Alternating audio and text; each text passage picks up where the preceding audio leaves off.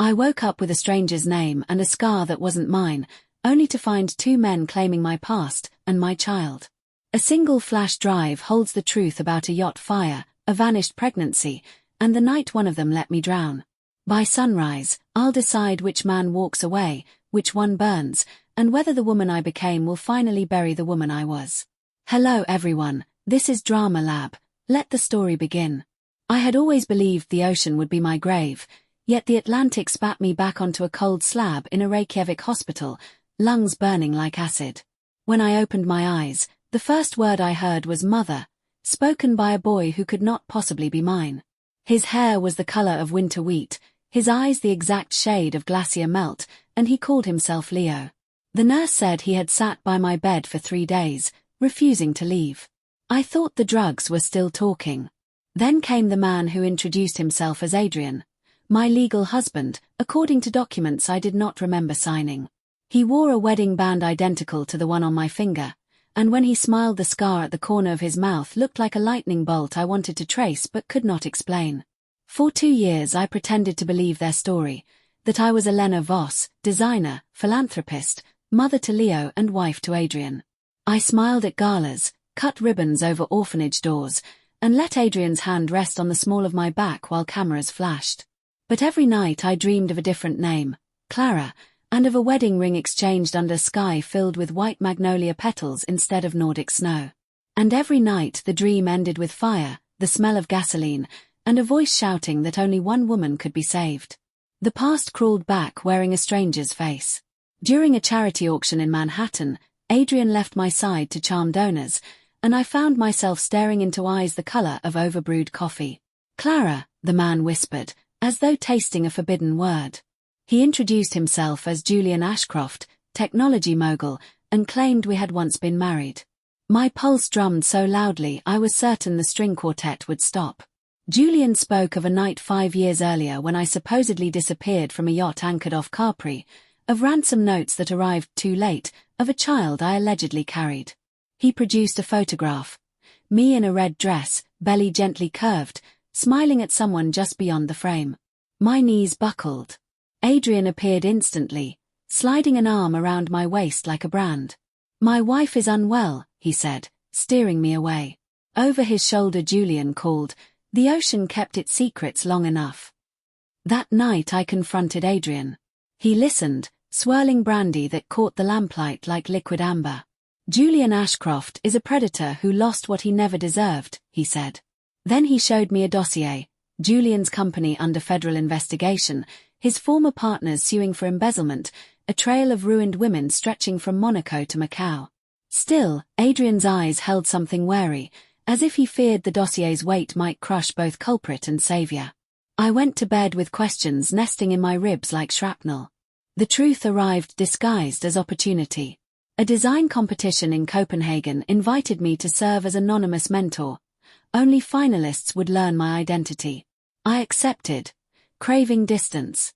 Adrian arranged a private jet, kissed my forehead, promised Leo we would video call every night. In Copenhagen I walked through the frost-bitten city wearing someone else's reputation like an oversized coat. Then I saw her, Lila Moreau, finalist, her portfolio brimming with sketches that were unmistakably mine, right down to the signature flourish I'd believed was secret, a tiny lightning scar hidden in every hem. Rage tasted metallic on my tongue. During the live-streamed critique I dissected her work thread by thread, exposing each stolen silhouette until the chat exploded with accusations of plagiarism. Lila's composure cracked. She screamed that I was the thief, that I had seduced her mentor in Reykjavik and copied his teachings. Security dragged her away, but not before she spat a name, Julian. The pieces shivered into place. Lila was Julian's current lover, the woman he'd paraded as his creative director, the one who replaced me. Back at the hotel, Adrian's message blinked on my phone. "Meet me at the harbor, Warehouse 7, midnight." I should have been suspicious. Adrian never used midnight as punctuation. But adrenaline overrode instinct. The warehouse doors stood open, a rectangle of yellow light spilling onto snow. Inside, Julian knelt, wrists zip-tied, blood threading from a split lip. Adrian stood over him, coat flapping like dark wings. "She remembers," Julian croaked. Let her decide.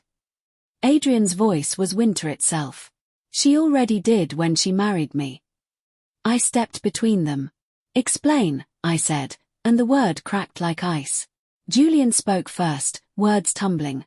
The yacht, the kidnappers who demanded money for 2 hostages, me and Lila, his frantic gathering of funds, the last-minute call claiming I had chosen to save only myself. I paid double, he insisted. But they said you ran. Lila miscarried. I thought you died. Adrian's turn was quieter, deadlier. He had been the negotiator hired by Julian's family, the one who discovered the kidnappers were improvising, who realized Julian's money would never be enough. I saved the only life I could verify, he said. Yours. The rest was collateral damage. He produced a flash drive, footage from the night I jumped, a grainy silhouette, me, diving into black water, another silhouette, Julian, standing on deck beside Lila, arms limp at his sides. My memory ruptured. I remembered the jump, the shock of cold, the certainty I was abandoning an unborn child to a man who would forget me. I also remembered hands pulling me into a fishing boat, a voice promising a new name. Adrian's voice. Julian begged for forgiveness, for shared custody of a son he believed was his. Adrian remained silent, waiting. The child in question, Leo, was asleep in Reykjavik, unaware his paternity was a battleground. I looked at the 2 men, one who had rewritten my past to protect me, one who had rewritten my present to claim me. The air tasted of diesel and betrayal. I took the flash drive, feeling its edges bite my palm. Neither of you gets to decide who I am anymore. I walked out, boots crunching glass from a broken bulb. Behind me, Julian shouted my real name, Clara, until it echoed off steel beams. Adrian said nothing. Perhaps he understood the silence between us had always been louder than words. I boarded the next flight home, but home had shifted its axis. Leo greeted me with a crayon drawing. 3 stick figures holding hands under a sun that looked suspiciously like a surveillance camera. He asked why Mommy looked sad. I told him sometimes storms hide inside people and we must learn to sail them.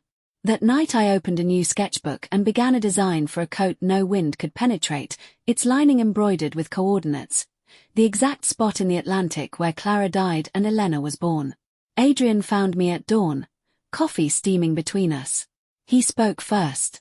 I can let you go, he said, but I cannot let Leo lose another mother. The honesty in his voice bruised me. I thought of Lila, who had vanished after the scandal, of Julian whose empire now teetered like a house built on mirrored cards. I thought of the woman I had been, and the woman I might yet become. I reached across the table, tracing the scar at Adrian's mouth with a fingertip. Then we raise him, I said, not as prize or penance, but as proof that even shipwrecked hearts can build new vessels. Outside, Reykjavik's harbour glinted under a sky slowly giving way to pale green sunrise. Somewhere far away, Julian stared at a silent phone, Lila at a passport with no stamps left. And I, Elena, Clara, whoever I was tomorrow, began the slow work of forgiving the ocean for keeping its secrets and myself for surviving them.